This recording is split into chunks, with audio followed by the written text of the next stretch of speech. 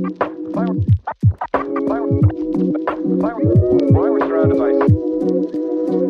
the first pick in the 2024 NFL Draft.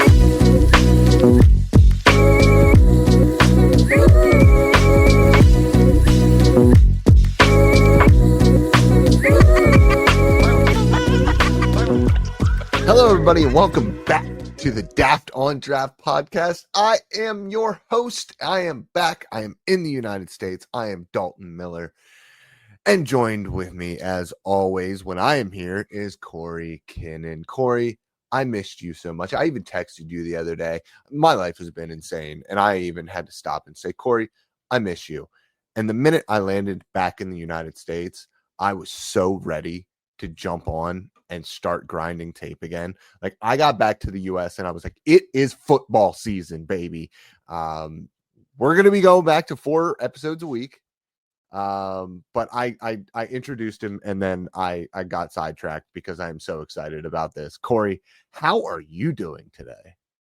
It's good. It's good to be back, man. We're in this thing 4 days a week again. Yeah. James held down the fort while you were gone. So appreciate you, James, for holding down the fort while I was gone, or while Dalton was gone. So, but yeah, I'm ready to get back into this thing full time again. We're in the month of August. So week 0 is going to be here in 3 weeks, 2 weeks. So Yep. We are right around the corner here. So we'll get back into our normal routine here pretty shortly.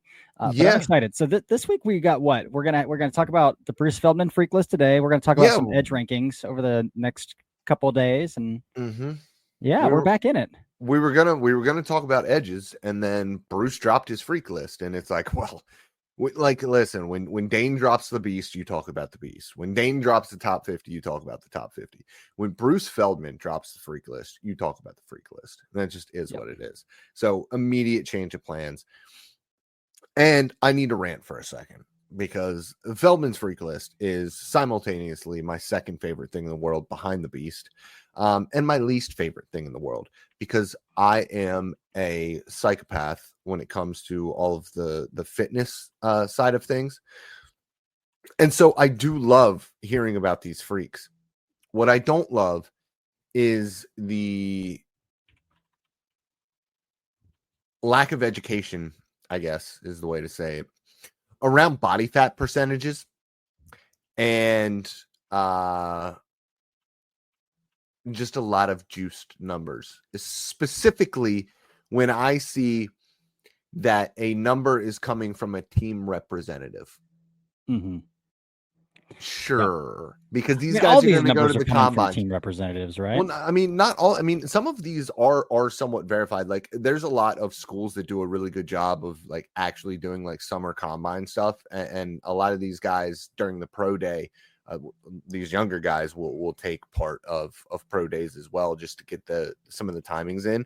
And so you do have numbers for some of these teams. Like, I know Ohio State does like spring combine stuff. Penn State does as well.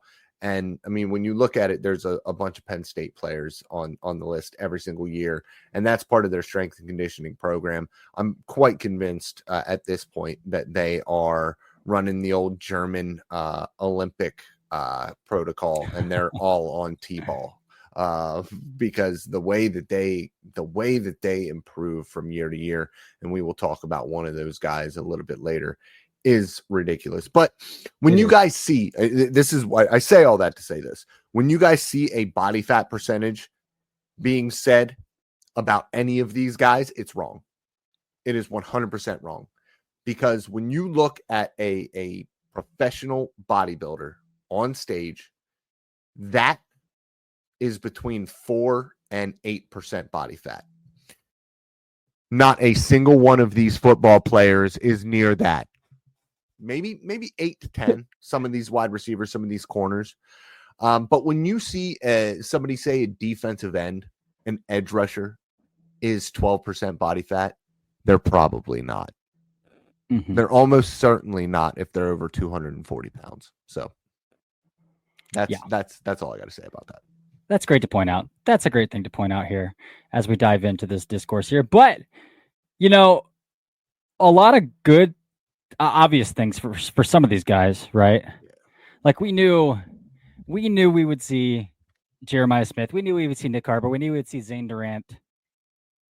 There's some fun names on here, though. Yeah, but can we talk about Zane Durant real quick? Yeah, let's go. Let's start there. Because 4.66 would be the record for a defensive tackle. He's quick, but I don't think he's Kalijah Cansey quick. No, he's definitely linearly explosive though. So like if and he's only like 280. He crosses his face really well. Yeah, he's but only still 4.66 to 280 is ridiculous. I mean, what was Cansey? 273. Yeah, he was under. He was pretty small. Yeah. So, and then Donald was a 4.68 at 290. He was like 280, 290. Yeah, somewhere around there too. Damn. Yeah, that would be insane. But I mean, we know Zane Durant's an explosive athlete. So yeah, but he's a Penn State guy. He's a Penn State guy. I want to. Yeah, exactly. So. I do want to bring up another defensive tackle real quick. Dante Corleone. 336 pounds, 6 foot. So we're talking about like Poona Ford type of size here, and a 171 10-yard split and a 7.44 3-cone at 336 pounds at 6 foot. That is a stout young man right there. I mean, we know that he can move. We are both big fans of his. We've kind of both been big fans of his for like 18 months now. Because we watched him over summer last year. Yeah, so it's been a while with him, man, and I'm really excited to see what he's able to do in his last year. See if he's able to continue to show improvement in his pass rush repertoire. Because I think if he shows a little bit there, you're looking at a dude who could be a legitimate, late 2 kind of guy. Because just nose tackles don't usually go all that high, and when you're 6 foot tall, you're definitely not going to go very high. Yeah, and you just got to hope that the bill of health stays clean too. Yeah, with Corleone for sure too. But yeah, some fun defensive tackles in here, man. Some fun big boys in general. Some iffy claims about some big boys of like Caden Proctor. For one, Caden Proctor, they said he's at 366. I would say he's Put that number north of 366. Yeah, probably. He's a big boy. He can probably stand to lose 66 pounds. Yeah. 815 squat. Great claim. I want to see it. Listen, if you're squatting 800 pounds, it better be on video. Because I can tell you for a fact, I saw Kamari Copeland's 10 reps at 605, and those were 10 very good reps at 605. I mean, he was really bottoming out hard. Like, it is not a squat that I would ever want to see anybody do, but he was down past 90 degrees on each one of those 10 reps, and that young man was pushing. So shout out to Kamari Copeland for that. I mean, that is freaky stuff. Yeah. Yeah, for sure. Speaking of, there are a few in there that actually have videos. This one's not on your list either, but did you see the Trevor Gooseby 360 dunk video that's in the... I did watch the video. That doesn't really shock me all that much, because when you're 6'7" and 360 though, we know, yeah, but he's 6'7". I mean, I know he's getting up there, but that doesn't matter because Gooseby is a freak athlete. Like we know this. Like I was talking to a very big Texas fan on Twitter for a second. I was like, I legitimately think from what I saw from him, and you need to see a lot more, and maybe he even goes back to school after this year, depending on, what happens.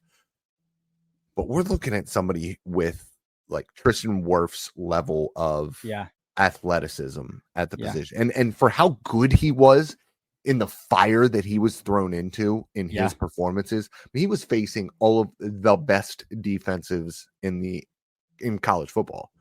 Every single time he had to step on the field, and he did it both at left and right tackle. And we both talked about this before. He is much more natural on the left side than he is the right side. But that dude is a freak athlete. Yeah.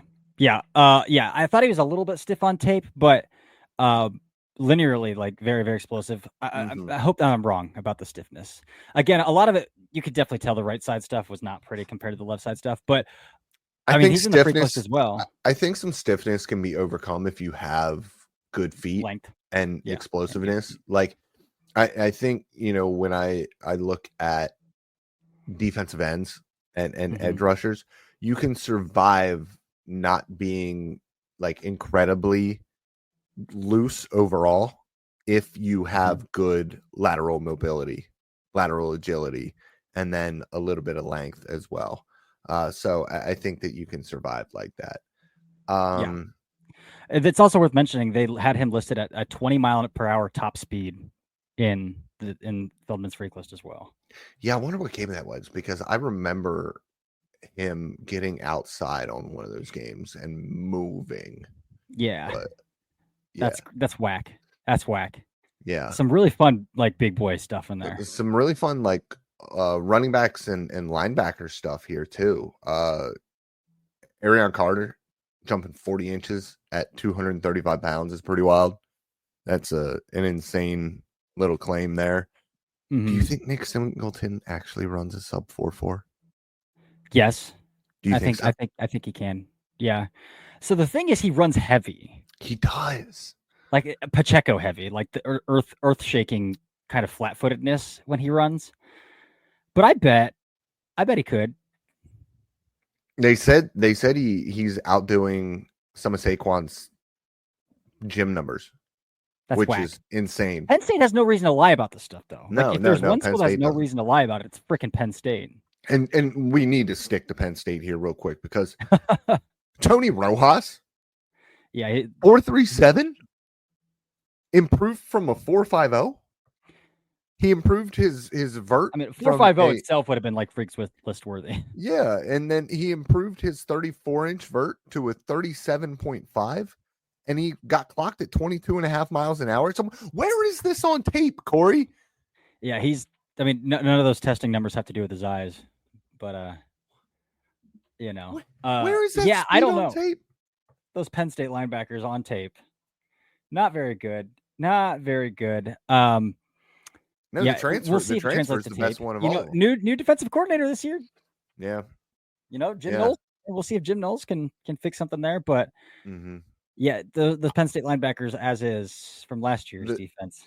The craziest thing that I saw on Feldman's freak list of the entire thing had to be Kansas running back Kansas running back Daniel Hishaw Jr. jumping 43.5 inches after 2 significant hip injuries. Yeah. What? How are you still explosive after you're like my grandpa at this point? Yeah, he's got a chance to be your Bashal Tootin of this year's class. Have you watched this tape's good. I haven't watched it. No, I haven't watched a single second. But like that guy, that explosive. I don't care about his injury history. I'm gonna pound the table for this guy. Yeah, it's funny. They said he runs heavy. They said he runs hard. So I'm very interested in watching him. I think he's an older guy. I think Feldman was talking about he's 21 or 22 were the injuries. So Chris Hilton, LSU wide receiver, like all those LSU wide receivers. Watch the end of the season tape when he finally gets healthy and plays. All of those LSU wide receivers can fly, but he is so fast. You're right, dude. When he was healthy, it was impressive. Play strength could be better, but he's small. Yeah, but dude can freaking fly. Yeah. Any other wide receivers on this? Oh, well, there's the big wide receiver. There's a couple big wide receivers. Nick Harbor. Let's start there. Everybody knows Nick Harbor's a freak athlete. That's been his thing since he was getting recruited. Nick Harbor's 6 foot whatever, and he's 245 pounds, and he's a track star. 245. So like everybody knew that. I'll let you get back on your body fat soapbox though, if you want to. They just said he was 5% body fat. Like that's just not true. It's just not true. If you are 5% body fat at 245 pounds, you are, first of all, miserable, because anybody who gets down to that level of body fat is in a steep caloric. Like you're not going to be able to play a football game at 5% body fat. You're not. There are some guys out there who can like legitimately function as a human being and like in the gym at 6, 7, 8% for a couple of months. Mm-hmm. But hormonally, it will destroy you if you are not on special sauce, and you will be absolutely gassed. Like you would not be able to play a football game at that body fat percentage. So no, not 5% body fat. Still a freaky build. Still ran a 10.11. And I don't know if he's running track at 245. Like he might have to eat a lot during the football season to stay that big. But I don't know why you would want to stay that big at wide receiver. Like it would make sense if he was playing a tight end role, or if they put him on the edge, or if he was rushing the passer. Yeah, but like I don't think he would be a very good like because I mean he's got stiff. some explosiveness, but he's stiff. He is stiff, and he can't track a ball to save his life or clap catches everything. But great athlete, really good athlete. Nick Harbor is. The big version of Anthony Schwartz is what he is. He's the Monstar version of Anthony Schwartz. Yeah, he's the Monstar. You buy a pair of socks, that's 2 socks. You buy a pair of Bombas socks, that's 4 socks. Because one purchased is one donated. Socks are the #1 most requested clothing item in homeless shelters. So when you buy a pair of super comfortable Bombas socks, you're also donating a pair. Bombas customers have powered over 150 million donations. So Bombas would like to thank you 150 million times. But we only have like 30 seconds. Go to bombas.com and use code AUDIO for 20% off your first purchase. That's BOMBAS.com and use code AUDIO at checkout. Anthony Schwartz, that's really funny. That's a good one. Jeremiah Smith, are you surprised at all by any of the section on Jeremiah Smith? No. Maybe the bench press. Press. Everything. Maybe the bench press because he's got to have long arms. So being able to do 20 reps at 225 is really impressive. And he said he was only able to do like 5 when he went to Ohio State. So he has definitely gotten quite a bit stronger in the first couple of years. That dude is he's the best player in college football. Of next draft season, without a doubt. Oh, yeah. I mean, it's very much Marvin Harrison Jr.-ish, except for he's bigger and stronger. And more explosive. Yeah. This is a Julio Jones regen. He will probably end up being the best wide receiver that we've ever watched. Have you ever given any prospect a perfect grade? No, nobody will ever. I mean, nobody can get a perfect grade because nobody's perfect at everything. That's fair. I think he might be as close to a perfect grade as I'll ever give. I mean, that's hard to say a year out, but based on what he did at 19 as a true freshman. Yeah, he's a freak. Yeah. He's a freak. Big time freak. I'm going to let you get on your soapbox real quick. Yeah, dude. Because my guy, John Michael Gillenborg, baby. Talk about it. So I'll preface this with saying I had a scout reach out last week and say, hey, I was actually in Wyoming, and that dude's quads up close are very big. Very big. He told me when I interviewed him, and it's verified by NFS data, he's up to 251 as well. So he straight up told me, like, I never had to block because we always had tight ends who could block. And he's like, that's not the case anymore. I'm the senior. Like, so he's like, I really want to become that well-rounded guy. He kind of told me he said 10-9 broad jump. He told me 10-9, which would have cleared every tight end in last year's class in broad jump, by the way.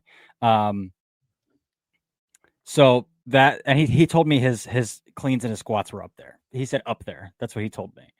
He wouldn't give me a number. So there's a number right here, 500 and 350, or bench 350 and clean 335. So, I mean, it's not a shock if you go back and he got a Division I offer based off of 3 football games, and he got one from attending a high school combine, like a recruiting combine before he ever played football. And he got an offer from Columbia just off of that because he jumped 36 and ran a 4.6 as an 18-year-old or 17, 18-year-old who'd never played football before, and got an offer right off of that. So, not surprising, but apparently he's even more explosive, even more big this offseason now. So, and being a fluid mover, I'm interested because at 6'5", legitimate 6'5", he's a really fluid route runner, like really fluid mover in and out of breaks. So if he can still do that as he's put on probably 15 pounds of muscle, and he's still that fluid of a guy in and out of breaks and learns how to run block a little bit, I mean, we're probably talking about a top 50 player. He's already my tight end 3 coming into the season.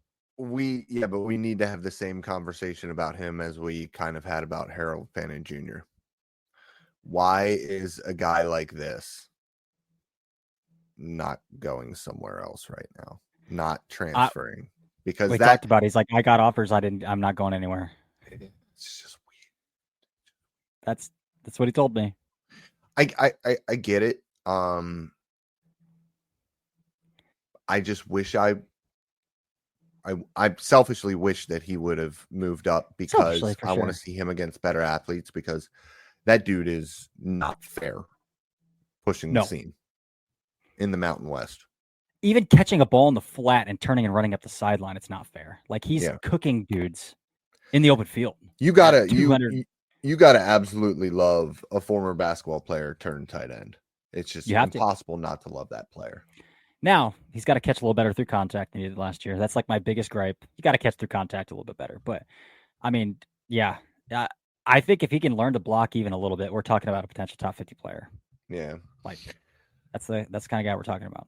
Do you want to talk about some freaky quarterbacks real quick? Yeah, dude. There's a couple of them. Sellers is obviously the big one, but I want to talk about Byron Brown. And I talked about him a little bit when we talked about quarterbacks, just because he is... Think about Lenoris Sellers without the high-end medical quarterback play. And that's kind of what you get. Like, very big, like 6'3", 6'4", 235 pounds, really freaky athlete. I believe he and Jaden Daniels were the only two guys 2 years ago to throw for 3,000 yards and rush for over 800 yards. Like, this is a legitimate offensive weapon for South Florida. 232 pounds, hit 22.5 miles an hour in a game in 2023. This is a very, very good athlete, and I am very interested to see if he is able to show any growth as a legitimate quarterback. Yeah. I will say he was a little bit of he's got some Ritter vibes to me as a passer, some Desmond Ritter vibes. So a big leap this year. Again, Tennessee, former Tennessee Heppel disciples has taken over South Florida. So he's going to have the opportunity to air it out like crazy again this year. Hopefully stays healthy this year as well. But freak athlete, I want to see a little more efficiency coming from him as a passer. Again, he's only 20 though. He's a redshirt junior, but he's only 20, which is crazy. A fourth year to be that young. But so again, he could go back to school again next year or transfer up next year if he has a good year. We'll see there. Who else do we got here that you want to hit on? There's a couple more. Gabe Akis, 12% body fat at 270 pounds. Yeah, it's just not true. It's just not true. Yeah, I've liked Gabe Akis since he was a true freshman, playing full on starting as a true freshman. So they tried to say Peter Woods was like 15% body fat or something like that, and like you can see a visible gut on him as he is standing there. And, like, it's just not true. Is he a freaky athlete? Yeah, he's one of the best players in college football. Is he anywhere near 15% body fat? No. And that's okay. We don't need to lie about this stuff. Right. The one that really kind of stood out to me, because I was going through and I was like trying to see like further down the list, because at the top of the list it is a lot of like the best college football players, but they like also are the best college football players, and they are putting up freaky numbers. I went down and I saw William and Mary cornerback Jalen Jones, 6'1" maybe, but with a verified 6'5" wingspan. And I was like, Dan Quinn is drafting that guy immediately. That's my exact thought. Dan Quinn corner right there. Might be in round 7. I have no clue if he is any good at football. Dan Quinn doesn't care. He'll draft him. It's Dan Quinn or it's Mike Tomlin. Those two guys who love really long corners. So that's funny. There was one more that caught my eye here. Because we were just talking about South Florida and Byron Brown. There's a South Florida wide receiver on here, Keyshawn Singleton, listed at 6'3", 215 as a sophomore, who wears a triple XL sized glove. Love that. A triple XL size glove. Are his hands good though? That's a good question. I mean, he's not even a draft eligible, so I haven't watched a second of it. Doesn't matter. But yeah, hit 22 miles an hour and squatted 535 pounds at 6'3", 215. Wide receiver, according to the Feldman list. Yeah. So very interesting. Very interesting. But that's it. Actually, there's one more because he's been a sleeper on my radar for a while. Have you watched Tulane guard Shadre Hurst by chance? No. Dude, he's tiny. He's listed like 6'2", 285. So very tiny. But the dude's a freak athlete, and you can see his foot speed on tape. And he's in here as well.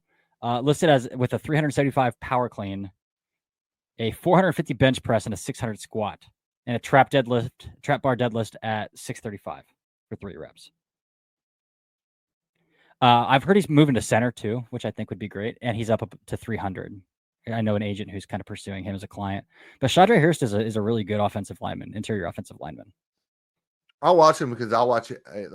Listen, I'll watch any Tulane game if they're wearing those blue jerseys. Oh, with the helmet, the white helmet with the green. Love those, dude. Mm-hmm. Love them. Yes, yes, absolutely. Love it. Awesome. Well, obviously there's 100 guys listed. We didn't talk about all 100 guys. Yeah, but and Feldman talks about guys who aren't even draft eligible yet. So like I didn't even look at it. I just skipped over them for now. I'll look at them later. But I got edge rushers to watch. Yeah, a couple of like military academy guys, which those guys are all undersized and explosive athletes anyway. So it's like you kind of figure it because they all have weight requirements they have to meet. Yeah, so which as a football player is gross, but from a military standpoint makes sense. Yeah. Yep. All right, man. Well, it's good to be back. It's good to be back. Again, we'll be back talking about edge rushers. We've got 10 of them. We've got etched out to talk about. So kind of the big 5, and then we'll do 5 other depth guys, and we'll probably bring out some rankings. And we've missed a couple of guys, but we will rank guys who we aren't talking about because we already watched them and talked about them during the team previews. True. So we have more than 10 guys, but we are watching 10 guys over the next couple of days to talk about them specifically. True. If you want to hear us talk about Dennis Sutton or Kenyatta Jackson or guys like the Moore kid from Texas, like we've talked about all those guys when we were doing team breakdowns. So we're not going to. What's his name from Oregon? Oh, Mateo Iangole. Yeah. So we'll touch on them again if we do rank them out at the end here. But until next time, man. I think that's it. It's good to be back 4 days a week. The Athlon Draft Podcast, ready to roll into the season here. So, but until next time, I'm Corey. That's Dalton. And Dalton, hold on. You've been gone a while. What are you working on? What do you got for the people? Oh man, guys, I got the all 22. You know that I got the all 22. You go over to my Patreon if you're trying to get jacked, if you're trying to lose weight. Got that help too there. What else am I working on, man? A lot in the shadows that is not necessarily related to the NFL draft, but I am just really, really pumped to sit down with multiple computers and just have those bad boys running and recording once the season actually starts, getting you guys the all 22 the day after these games are played, so you guys can sit down and write your blogs and record your podcasts and do your YouTube videos. That is what I want to provide the people. I love you guys. Love it.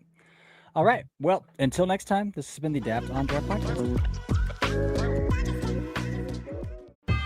Life is a workout, and Smoothie King is here to help you power through. Whether you're grinding out bicep curls or muscling the couch across the living room, crushing morning miles, or sprinting through back-to-back meetings, Smoothie King has fuel to help you maximize your workouts, own your recovery, and elevate your game. Give your body the energy, protein, and power it needs with a lineup of delicious smoothies made to help you conquer your goals. Only at Smoothie King.